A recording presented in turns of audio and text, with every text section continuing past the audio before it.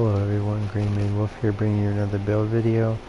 This is for a Stamina Nightblade for low level. This is my low level Stamina Nightblade build, and it seems to be working out pretty well for me actually. So as you can see, I am only level 37 in this character. I will bring an updated Stamina Nightblade build of this guy, whenever I get him champ rank and get him all his gear and stuff, which isn't too hard. The sets I have in mind are pretty cheap. But yeah, I'll leave that surprise for whenever I get champ rank on this guy. Shouldn't be long now, maybe another day or so, if I continuously grind for it. But yep, right here's the stats so far. Hitting around, well, having 13k max magicka, 24k health, and 23k stam, with a 1200 magic recovery and a 2000 stamina recovery. Weapon damage is sitting at a 2161 with a 27.5 crit unbuffed. We have 0 crit resist because I'm not wearing in-pen currently.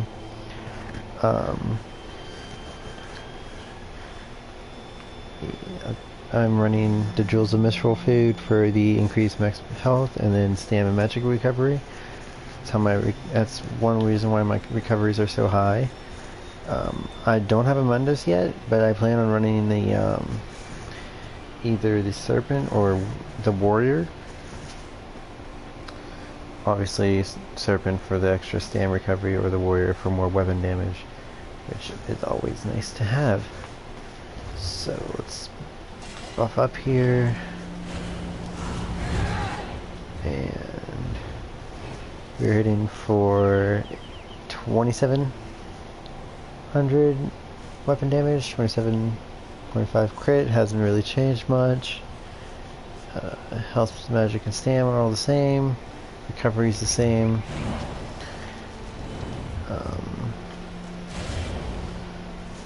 Out of stealth, hitting for 2500. I don't have all the passives and stuff that I want yet, which is obvious since he's not champ rank yet. So let's talk about the gear.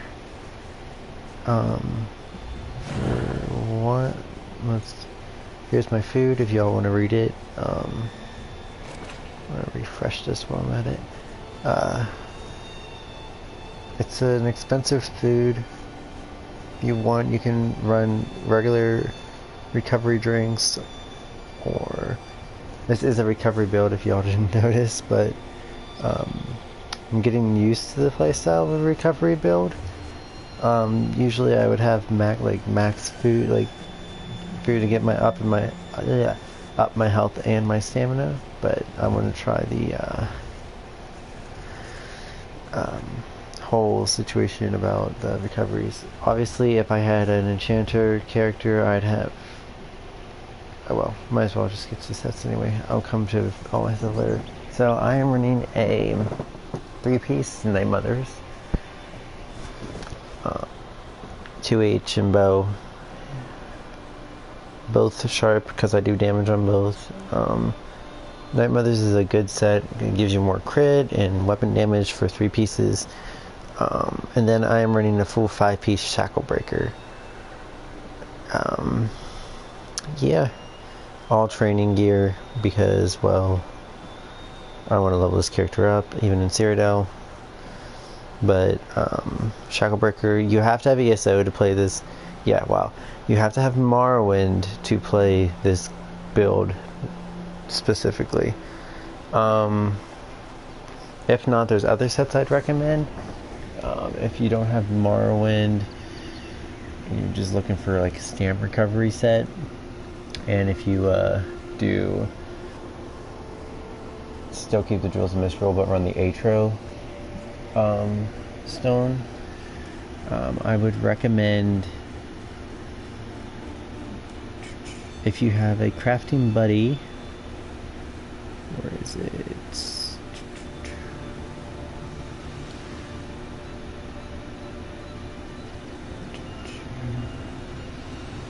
I was trying to find you guys a cheaper set to run, but might have to go with that one. You can always run the Morkelden set, or no, even better, the Eternal Hunt, if you have a crafter friend, because that'll give you your recoveries, your stam recovery, and you only need the 4-piece, and you can run the 5-piece of either Night Mothers or go 5 Hundings, or like 4 Hundings and whatever, just like mix your thing. Obviously, crafted sets, or if you want to farm out sets, the one in Selene's is good for recovery. The Hircines Rage, or whatever the hell it is, set, that's good for recovery as well. Oh, excuse me. Well, but since I have Morrowind, I'm running a Shacklebreaker. I like Shacklebreaker because it gives me everything Stamblade needs. More damage, recoveries, and max stats. A little losing it on the spell damage. I think that could have been another, like, have 2-piece recovery and then have like your 2-piece be weapon and spell damage, and have your 3-piece be more stam and magical recovery, and just run 2 magical recoveries and then keep the max stats the same. That's how I would change this set, but I am not Zos or Zenimax or whoever the hell comes up with these ideas. But that's how I would do it. Jewelry, it's all mix match, stam recovery and 1 reduced cost, 2 stam recoveries and 1 reduced cost. Obviously this is the I'm actually running 2-piece jailbreaker, and I didn't realize that. So yeah. Oh, that's another one. If you just want to go jewelry, I'd recommend going 3 jailbreaker, because it adds your max stam and stam recovery. Or just run a 4-piece if you don't have a Shacklebreaker. Run 4-piece jailbreaker, or 5-piece. 5-piece is good too if you want to be mobile on the battlefield. But yeah, if I had another ring, I'd definitely put that ring up there.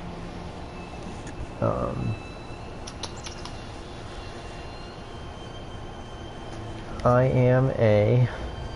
Well, let's get into the skills first. Okay, so on my 2H bar, surprise attack, main spin will be DPS. This is really good.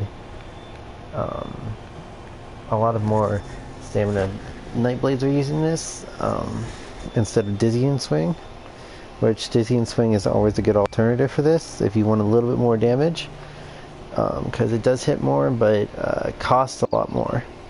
No, it doesn't really cost a lot more. It costs like 400 more, but that 400 could like really mess you up in a fight, especially since we're running low max pools. Reverse Slice, obviously, or Execute. If not, you can run Killer's Blade. It's always it's cheaper, and it gives you a minor heal whenever you kill somebody with it. Ambush, obviously, our gap closer, and our empowerment. Rally, Major Brutality, and Burst Heal is always good. And then Mass Hysteria, our hard CC, since we aren't running Dizzying Swing. And I am running Soul Strike. Yes, I am running Soul Strike on a stamina character instead of end cap strikes. Reason being is because of the reduced movement speed, and this thing hits hard as a stamina character. Even though ideally a magical character could bring out to the full potential, and it's not even morphed yet. And it's hitting for 25k. So roughly it would hit for, I want to say 17k on any player. So like if you get somebody down, you can obviously burn somebody's health with this. And I mean, look, it has 38 meter range. That is insane for a cheap ultimate. Okay, so passive so far. Obviously in the assassination you want your master assassin. If you're doing a magic and Nightblade, you want to use this. But or any character, if you're running Killer's Blade or Endcap, that give you a little bit more sustain on your magicka. Pressure points obviously, and once you get it, hemorrhage. Yeah. Because, well, hemorrhage gives you more crit damage and more crit. Shadow, obviously the health and stamina magic recovery, always good. This is if you're wearing 2 pieces of heavy armor. I'd use this for a little bit more resistances. Dark Vigor obviously increases your health. Currently, since I have 2 abilities on my front bar that are shadow abilities, I get 6% max health, which is always nice. And then obviously increases your duration of your shadow abilities. So your fear lasts a little bit longer on enemies. And then in the siphoning tree, Catalyst, obviously any Nightblade probably uses this passive just to get your ultimate up.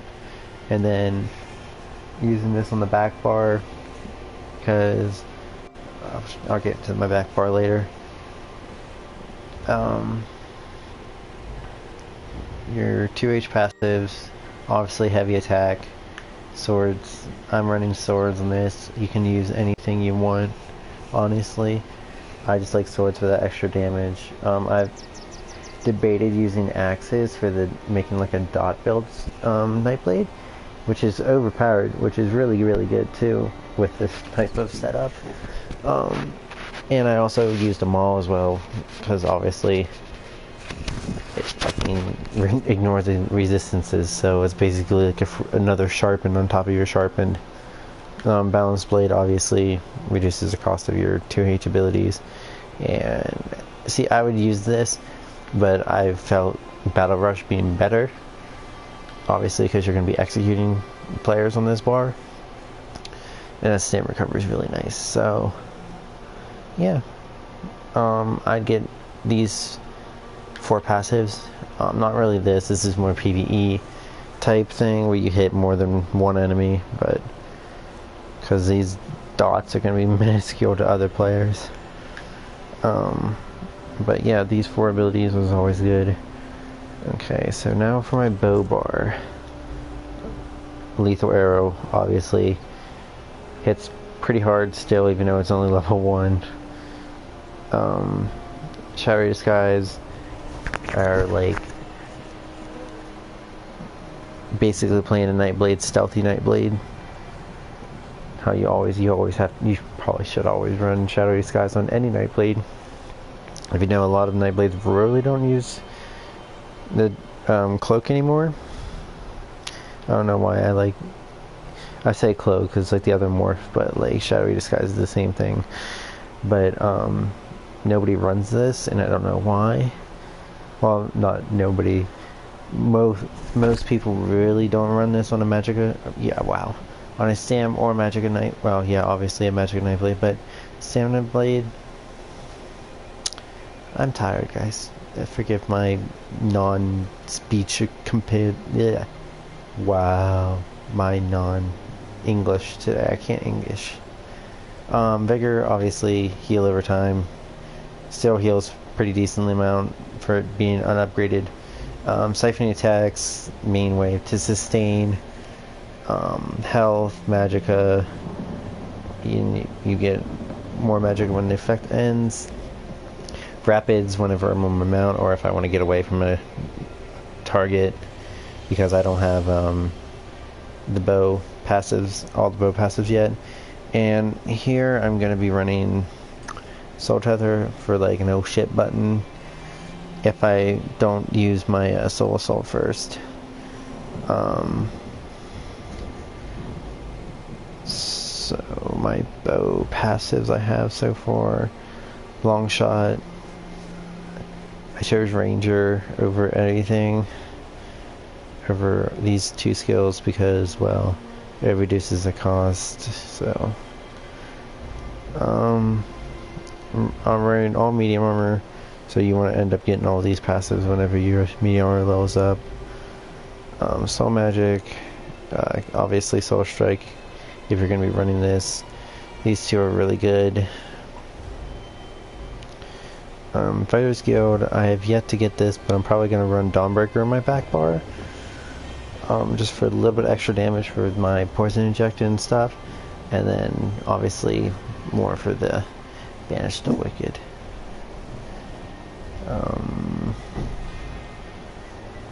For here, obviously, these passives are really nice.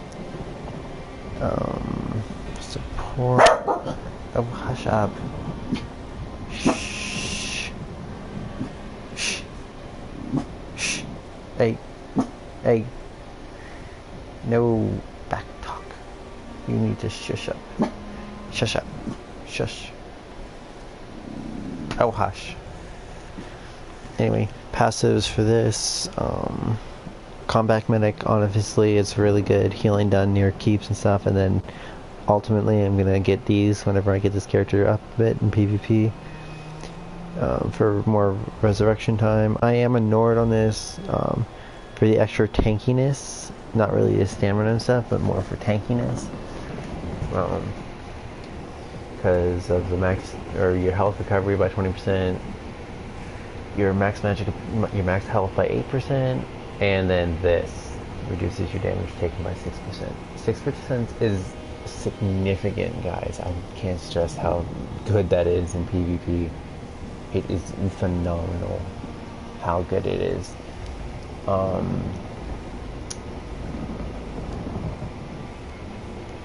For whenever I go into CP, if y'all are interested, I am not complete like 630, I'm like 400 and something, so I'm missing some champion points, but this is how I have mine set up. Set yours up however you'd like. Let's go Green Tree, Warlord, obviously break free, 40 in the Mooncalf, Stam Recovery, obviously. I broke up between these two just because I like having the Treasure Hunter passive. Also, the reduced cost for sneak is really nice, and the dodge roll, because I will be rolling a lot. 15 into Bless for more healing, 25 Master Arms, 30 Precise, Piercing, and 35 Mighty for more disease, physical, and poison damage. Yay! 50 into Resistant, because I don't plan on an impen on this build. 43, because I plan on becoming a vampire, so these are nice. And yeah, that's my CP, guys. Thank you all for watching. I hope you enjoyed. If you did, subscribe, like the video,